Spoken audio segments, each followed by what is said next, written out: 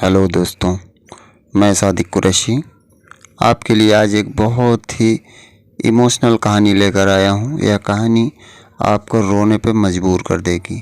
अब आते हैं कहानी की तरफ। एक दिन की बात है। आरोही सुबह पार्क में टहलते हुए जा रही थी। उसे एक रोती हुई बच्ची मिली। आरोही ने उससे रोने का कारण पूछा तो लड़की ने बताया कि वह जिस गुड़िया से खेल रही थी वह इसी पार्क में कहीं खो गई है। आरोही ने उस बच्ची को उसकी गुड़िया ढूंढ लाने का आश्वासन दिया, जिससे वह बच्ची चुप हो गई। आरोही ने गुड़िया ढूंढने के लिए समय मांगी और फिर दूसरे दिन गुड़िया लाने का वादा करके वहां से चली गई। पर गुड़िया ना तो आरोही को मिली और ना ही उस बच्ची को।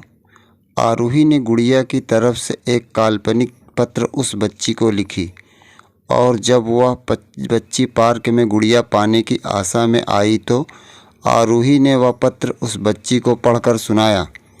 पत्र इस प्रकार था, कृपया रोना मत, मैं समय समय पर उस गुड़िया के बारे में तुम्हें लिखती रहूँगी, बस तुम रोना मत। अब आरोही रोज़ उस खोई हुई गुड़िया की तरफ से काल्पनिक पत्र लिखने लगी और लगभग रोज़ ही उस बच्ची को पढ़कर सुनाती, जो कि यात्रा का काल्पनिक वर्णन हुआ करता था।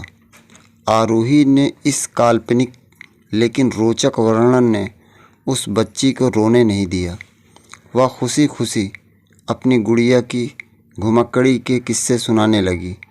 अब वह खुश रहने लगी। एक दिन जब काफ़ी कहानियाँ हो गई तो आरोही ने एक दूसरे गुड़िया उस बच्ची को लाकर दी। जाहिर है वह गुड़िया बदली हुई थी। उस बच्ची को अपनी खोई हुई पुरानी गुड़िया जैसे नई लगी तो वह आरोही की ओर देखने लगी। आरोही अनजान बनते हुए गुड़िया में चिपटी एक चिट को निकाल कर पढ़ने लगी। उसमें लिखा हुआ था, यह मैं ही हूँ, तुम्हारी वाली गुड़िया जो पार्क में खो गई थी। दुनिया भर की लंबी यात्रा की वजह से मैं थोड़ी बदल गई हूँ। बच्ची को इस गुड़िया और आरोही पर विश्वास हो गया। वह गुड़िया लेकर घर चली गई। वर्षों बाद जब वह बच्ची बड़ी हो गई तो एक दिन वह अपनी अलमारी में कुछ ढूंढ रही थी तो उसका ध्यान उसी गुड़िया पर गया जो आरोही ने उसे दी थी। बचपन की बातें याद करके वह हंसने लगी। उसे सब समझ आ चुका था कि आरोही ने कैसे उसका मन रखा। उसे उस गुड़िया पर फिर प्यार आने लगा। वह उसे बड़े गौर से देखने लगी। तभी उसकी नज़र गुड़िया की फ्रॉक की आस्तीन में छुपे एक छोटे से पत्र पे गई।